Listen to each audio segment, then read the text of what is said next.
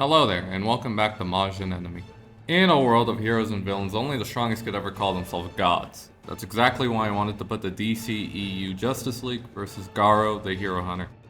With the rampant success of the superhero genre in the last 100 years, I think it's very fair to say that One Punch Man has actually become a bit of a cult classic in the last 10 years.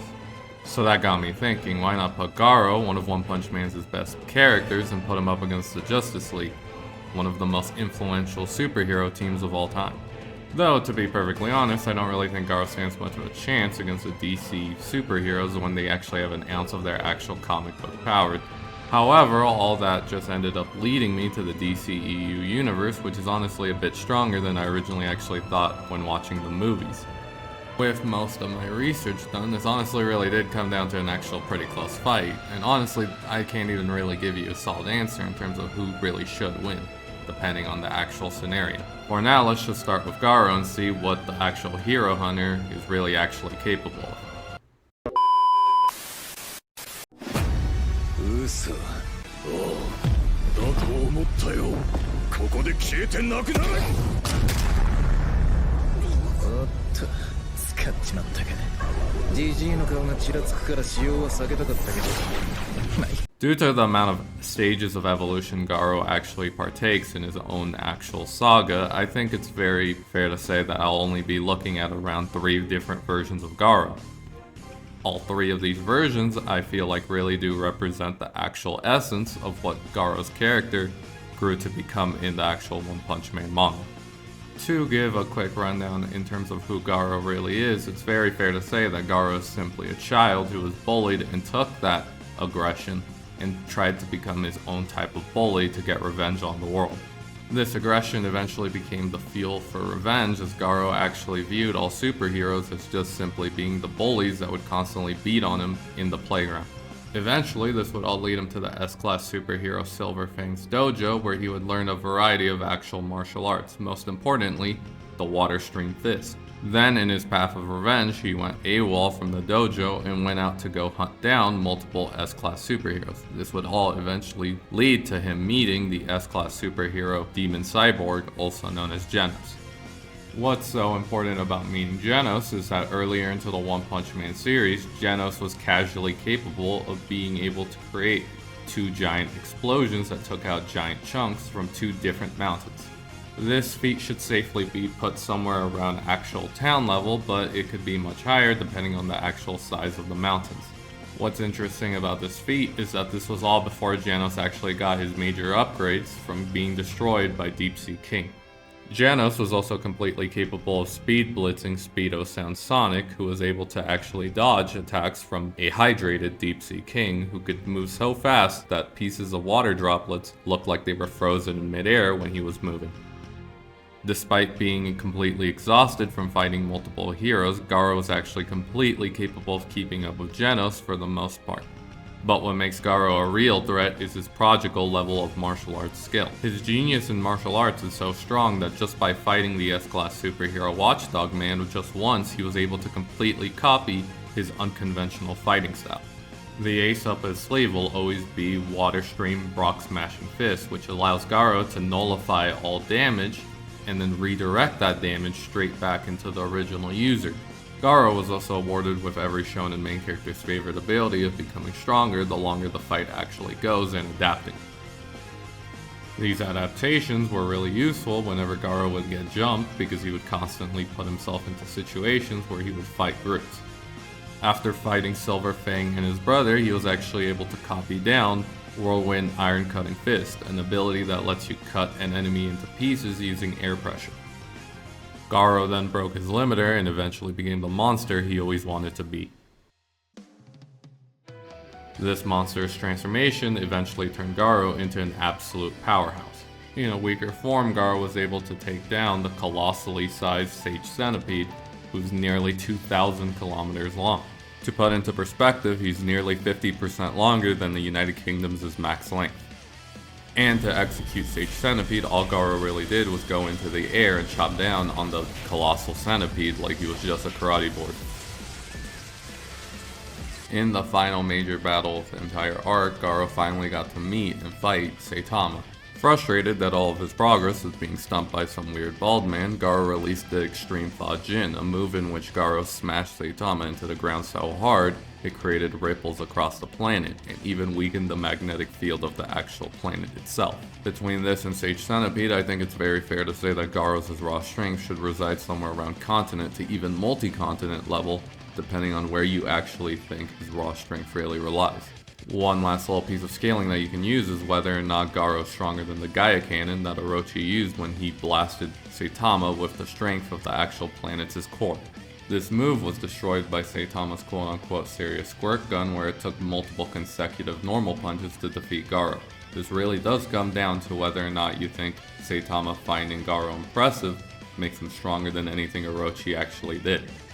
Calcs for the Gaia Cannon actually stretch from continental to multi-continental to even small planet, depending on how you actually calc the strength of the actual raw core. Now let's talk about possibly the most nightmarish speed feat to ever actually calc. Oh no, no, no. I'm not gonna sugarcoat it. I'm probably never gonna know in my lifetime whether or not these calcs are accurate or not, but let me just go over what the actual issue is. In his climatic battle with Platinum Sperm, he and Garou were able to create a constellation-like figure in about 1.3 milliseconds. I'll link to one calc that was made, but even looking at other calcs made throughout the internet, I think most people generally agree that it's somewhere between 1 and 10 times the speed of light. Due to the fact that this was done by a weaker form, actual full monster Garou should upscale from this, just to be noted. In terms of martial arts, Garou actually makes a bunch of improvements in different fighting styles, but it all comes together finally with the actual Monster Calamity Godslayer Fist. This martial art takes from 11 different styles, but the most important being Cross-Fang Dragon Slayer Fist and the Exploding Heart Release. Exploding Heart Release raises the user's strength by simply pumping the heart whenever the user actually goes in for an attack. And Cross-Fang Dragon Slayer Fist combines both Water Stream Rock Smashing Fist and Whirlwind Iron Cutting Fist into creating an effect where even small contact can create severe internal damage to whoever Garou actually fights, even if his attack is deflected. In Garou's fight with Bang, using this technique, barely grazing Bang actually created multiple broken bones and actually won him the fight in just one simple hit. Finally, let's talk about the final evolution Garou partakes, and that's just Cosmic Fear Mode Garou.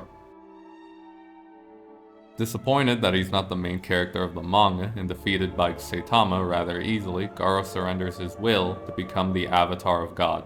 Part of the perks of becoming the Avatar of God is now when Garou punches, he can create nuclear explosions, including the full force of the radiation, holes into space-time, and now he can copy any form of natural phenomena within the universe. His copying ability has now been amplified so much that he can even copy Saitama's actual current level in any given moment, and even use the full force of the actual serious punch. I'm gonna keep the Cosmic Fear analysis a bit short and just show you what happens when him and Saitama actually punch each other. Distance-wise, the farthest planet we can actually see on Earth is about 28 billion light years away, and to be perfectly honest, it's not really impossible for him and Saitama to have actually destroyed galaxies, due to the fact that in the background of certain panels you can actually see galaxies when they talk to each other. Speed-wise, him and Saitama upscale massively, and I seriously mean massively, from a feat in which they both actually create a constellation while fighting on the actual moon of Io. Even without copying Saitama's actual abilities, Garou is still completely capable of creating an actual gamma ray burst, which releases so much radiation that you'd probably melt just by being in front of him for about 2 seconds. Now that we're done with the Multi-Strike Man, let's move on to the Meta-Human Super Team, also known as the Justice League.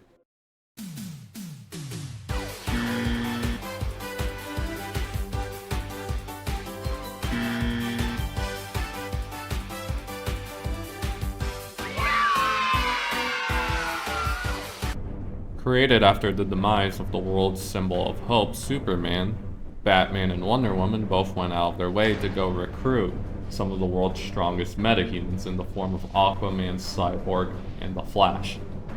It's important to note that I'll mainly be looking at the Snyder Cut in terms of what I'll actually mainly be using in terms of scaling for the actual movie.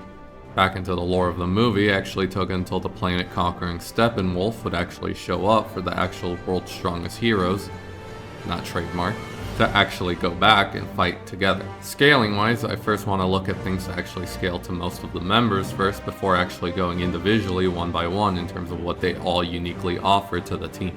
Finding the strength of the Justice League comes down to downscaling everybody from Superman, who was able to shift tectonic plates in between the events of Man of Steel and the Justice League. Shifting tectonic plates can be associated with around continental levels of strength, but this can only be scaled to about Aquaman, Cyborg, and Wonder Woman, as they are the only one presented as being able to even scratch Superman in the Justice League.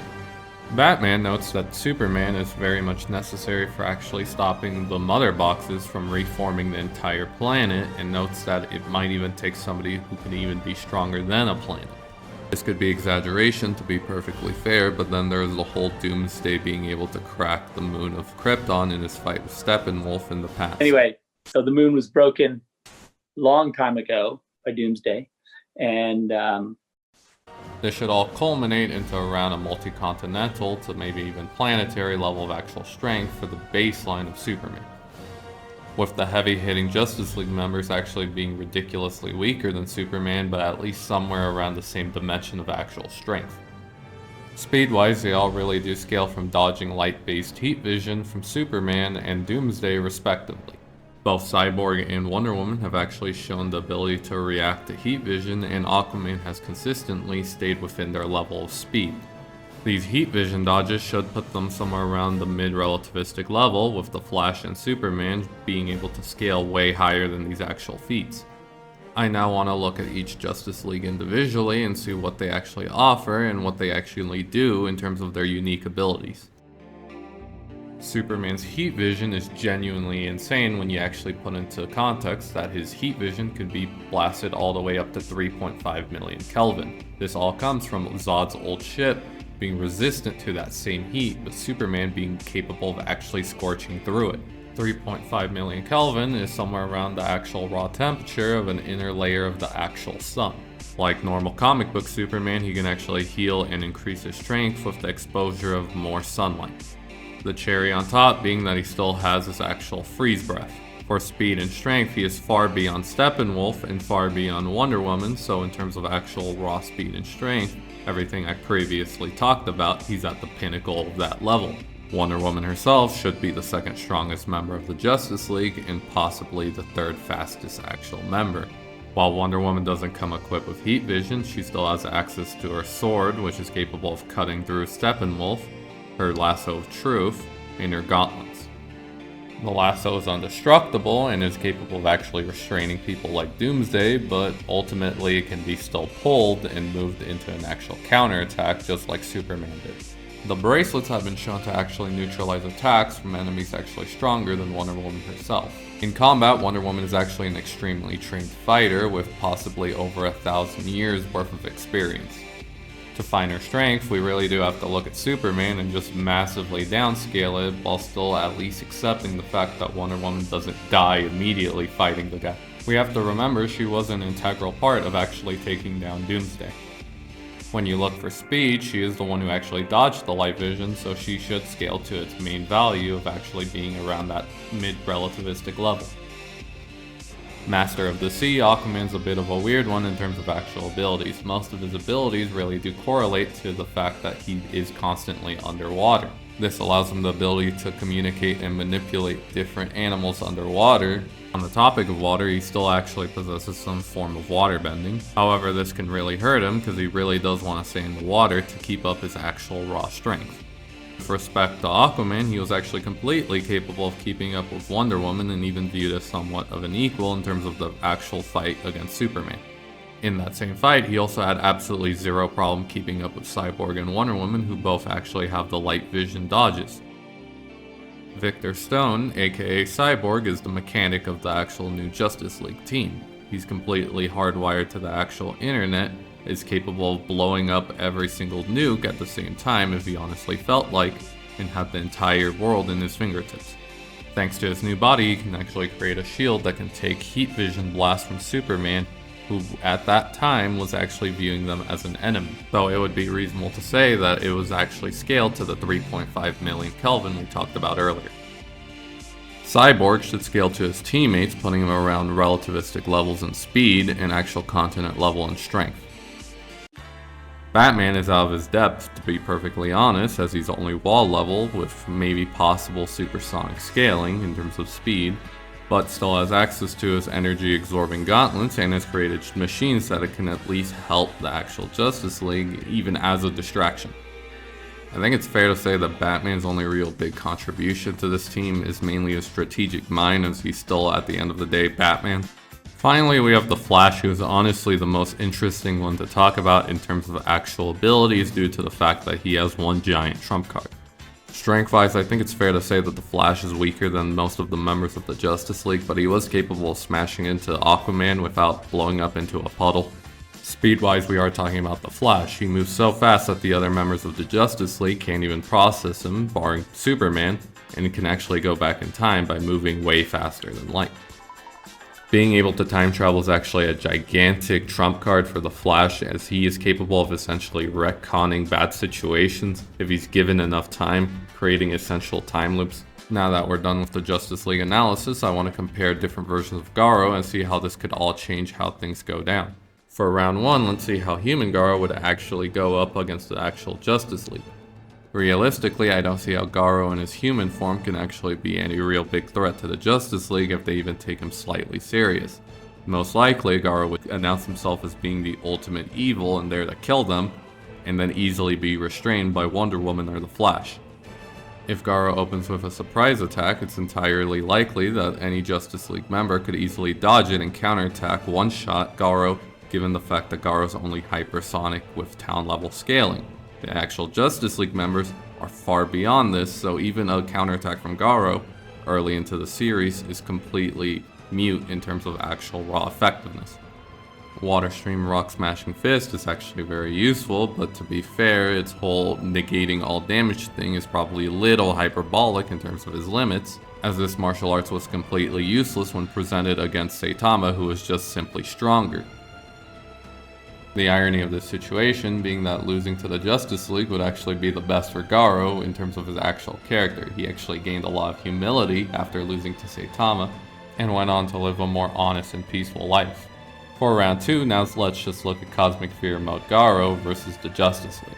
The most likely scenario for this is that Garou becomes the avatar of God and the Justice League are summoned with all the chaos to come and defeat Garou and save the world.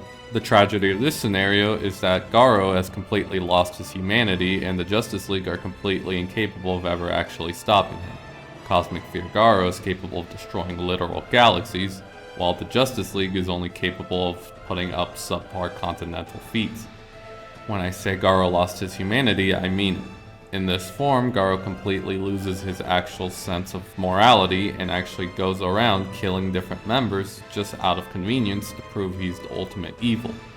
With speed far beyond the baseline of light, Garou is actually way faster than most of the members of the Justice League by default, and even if members like the Flash are capable of competing, Garou can simply just copy all of his modes and abilities. If Garou even scratches any of the members of the Justice League, Monster Calamity Godslayer Fist will actually cause them to immediately internally combust and create critical damage, meaning that any one little mess up could mean the end of any member immediately. As Garou now has complete control over any form of natural phenomena, even Superman's actual heat vision, which goes up to 3.5 million Kelvin, is actually rendered ineffective versus Garou, as now Garou scales to the center of actual any given star. The only hilarious way that we could ever get a hypothetical Justice League win here is if Garou uses Gamma Ray Burst, it hits Superman, and then suddenly we get Superman Prime 1 million. Now let's look at the last full round and look at full Monster Garou versus the Justice League.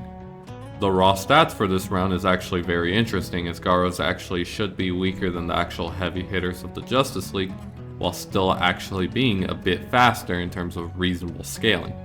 There is one actual major nuance to this round. At the end of the day, Garou doesn't actually really ever want to kill anyone in his actual humanity. In every fight Garou goes up against any actual human, he always refrains from any actual final blows, making it so Garou will actually sandbag subconsciously in terms of what he actually wants.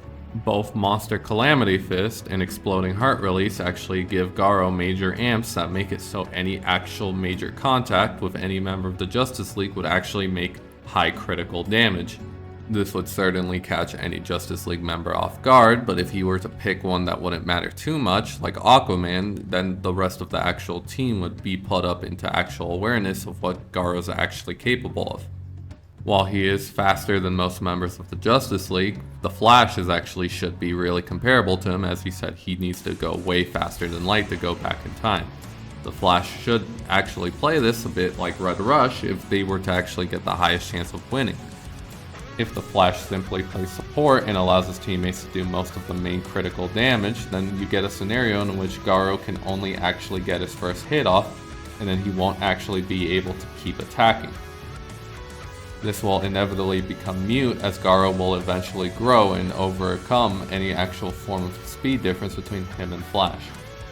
Superman is completely capable of actually one-shotting Garou more likely than not, and his heat vision will also burn through Garou. As his heat vision is so advanced, I don't even think Garou can actually make contact to even redirect the actual beam, which Water Stream Fish should be able to do standardly. If it actually makes contact with Garou's fingers or hands, it'd probably melt them off. Wonder Woman's main contribution to this fight is her sword is strong enough to actually cut through Garou's raw skin, as it was able to actually cut through Doomsday and Steppenwolf given an opportunity. In an ironic twist of fate, if Cyborg can use the nuclear bombs he can claim he can use, they can actually create a radioactive zone that could kill Garou if they manage to actually keep him down. The biggest contribution I see Batman and Aquaman doing is actually getting hit early and alerting the other Justice League members of what Garou's actually capable of. Full monster Garou's actual win conditions are simply just taking everything as serious as physically possible. He needs to get a good hit on Wonder Woman or Superman to have a really good, easy chance of winning. Thanks to the actual internal damage of Monster Calamity Fist, if he actually hits Superman straight in the chest, it might actually kill Superman despite their actual difference in strength. But all of this pales in comparison if he can't actually deal with the Flash, who is the most important piece of this puzzle, given the fact that the Flash, given a bad scenario, will and can turn back time. If Garou takes a very defensive stance and only attacks when approached, while completely deflecting any actual ranged attacks, Garou might not be put into the worst of actual scenarios. Thanks to his natural adaptations, he will eventually become faster than the Flash, but I do want to note that this doesn't magically mean he can turn back time, as the Flash has that ability given the nature of his universe. So this is my final actual question. Who do you really think should win? Garou is completely capable of knocking down any member of the Justice League, but at the same time, the numbers games really does make this a lot more even. Even if Garou manages to take down one member of the Justice League, will the rest actually just stand there and just let him take him down one by one? Or will Garou's own reluctance to ever finish things off cleanly create an opening that will allow a Justice League member to hit a final blow on Garou while he's distracted? Either way, thank you for watching this video and let me know who you think would actually win in a fight. Must be defeated at core. I need incredible strength so that I can eradicate the greatest of evils. Dr. Kuseno is a man who— Enough, you idiot! Shorten this stupid story to 20 words or less!